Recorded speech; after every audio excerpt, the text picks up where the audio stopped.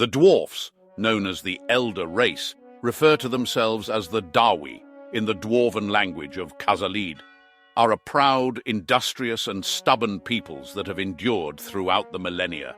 The Dawi delved deep and spread throughout the largest mountain chain known as the World's Edge Mountains.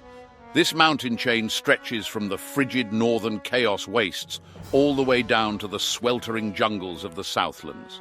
The towering peaks separate the Old World in the west from the Darklands in the east, creating a natural barrier to the empire of man and other races. The Dwarven civilization, known to the dwarves as the Karas Angkor, translates to as the Everlasting Realm, or the Mountain Realm. Consists of numerous mountain holes, or karaks, carved into the mountains where kingdoms and individual clans reside. These holds were, or still are in some cases, connected by what is considered the greatest accomplishment of the dwarves, the Great Intercontinental Highway, the Ungdrin Angkor, or commonly known as the Underway. The Underway connected the greatest holds of the Dwarven Empire through a series of complex tunnels that lead to the main gigantic highway. This allowed for trade, communication, and armies to quickly pass underneath the World's Edge Mountains. The history of the Dwarven Empire is as vast and deep as the mountain holds they inhabit. Even so, the Golden and even Silver Ages have come to pass for this proud race. To some, the dwarfs of today pale in comparison to the grand achievements of their ancestors. With world-changing catalysms, chaos invasions, and unceasing struggles ending in bitter tragedies befalling the Dawi through the ages, has greatly diminished their numbers and strength. The dwarves have been on a gradual decline, with their holds being overrun by the relentless or repeated invasions of the greenskins and Skaven, taking up their mountain homes for themselves.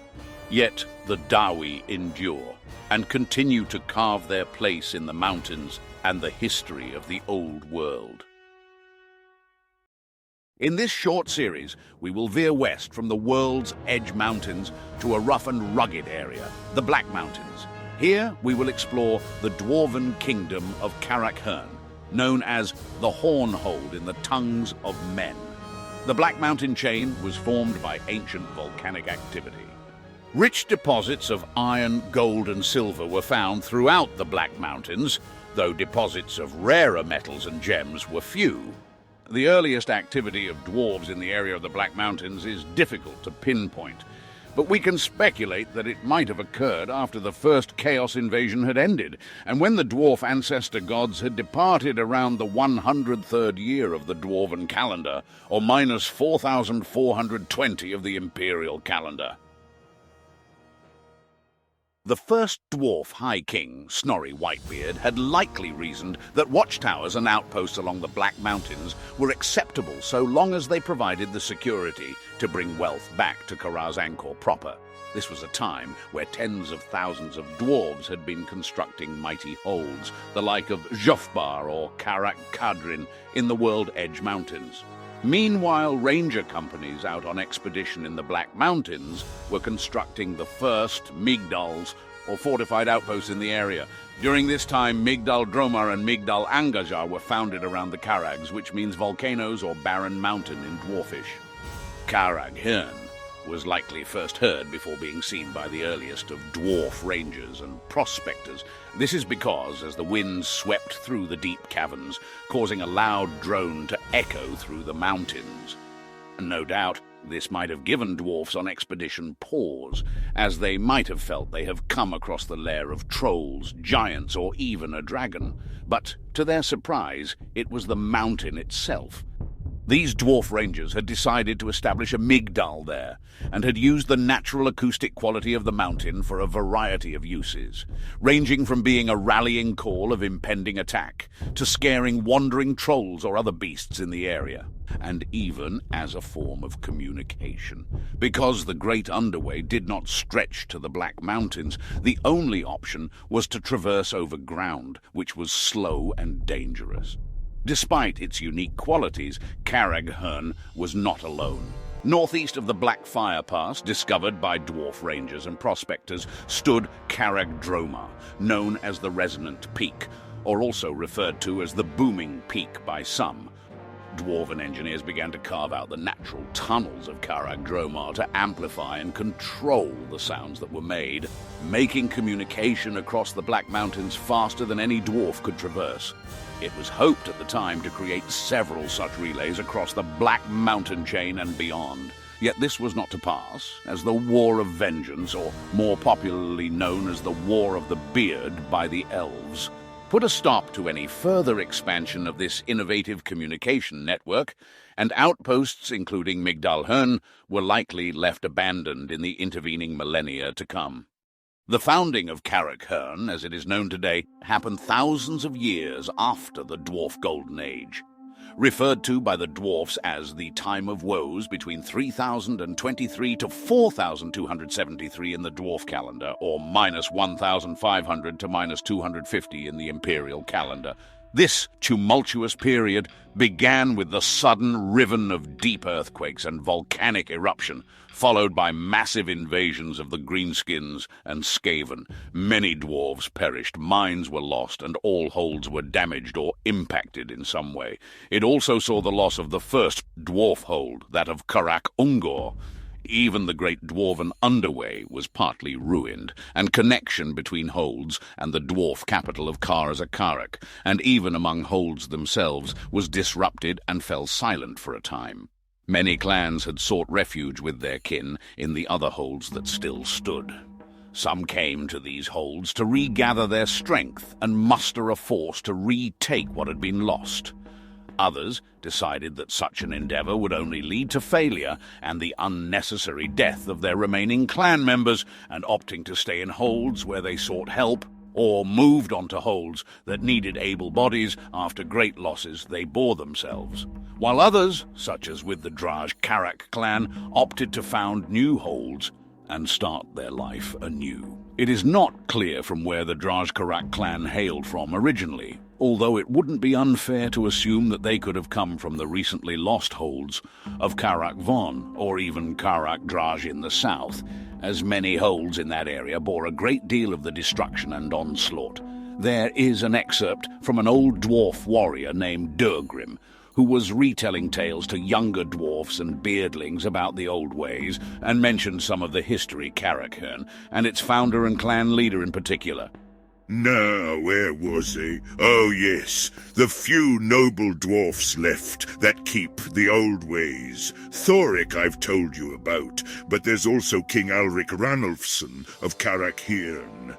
Even though he has to deal with all the lesser races who come to trade with him, King Alric has stayed true to the old ways. The army of Karak Hirn is a sight to make your heart glad, with ranks of clansmen and ironbreakers backed up by loyal dwarfs with crossbows, just like it was in the old days. None of your modern rubbish like flame cannons and gyrocopters littering the place and stinking up the clean mountain air with their fumes. Don't know what those engineers were thinking.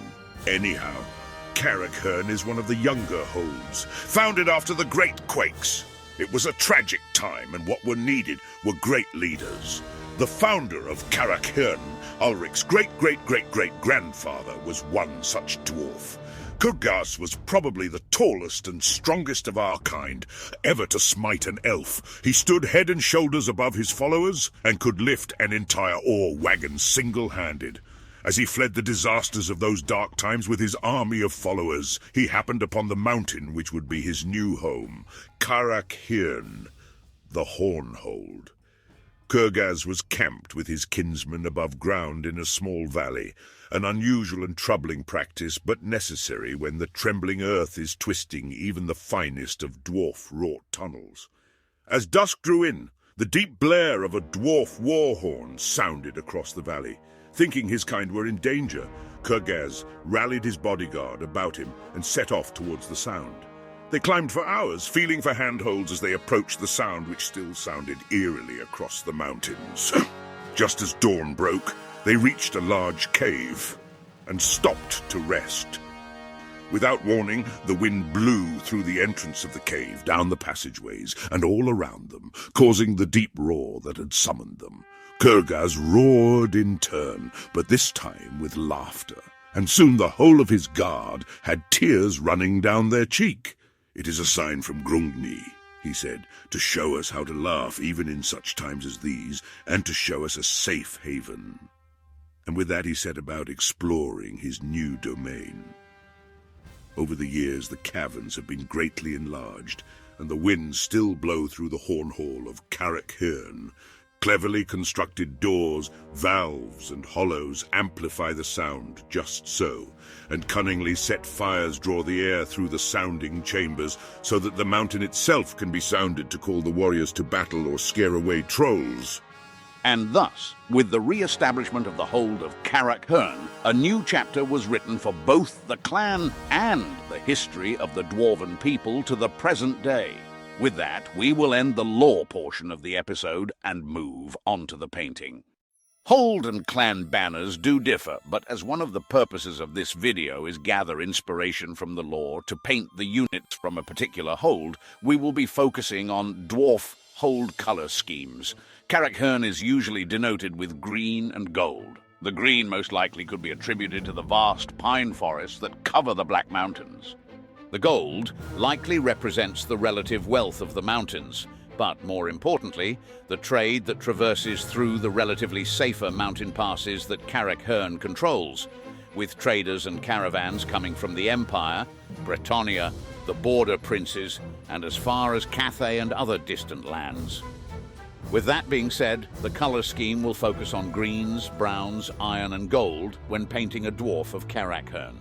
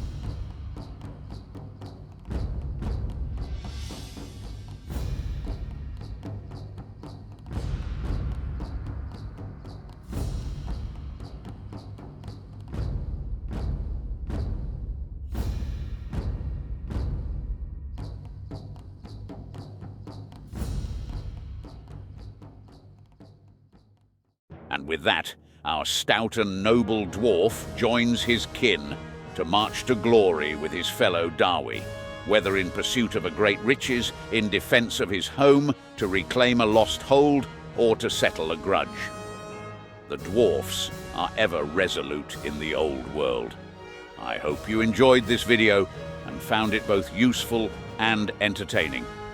Leaving a comment, a like, and if you really liked it, subscribing to this channel would show me that you would want to see more in the future. If you have topics you would like me to cover, leave it in the comments below. Thank you again. Until next we meet. Karin and Karak, protect and endure.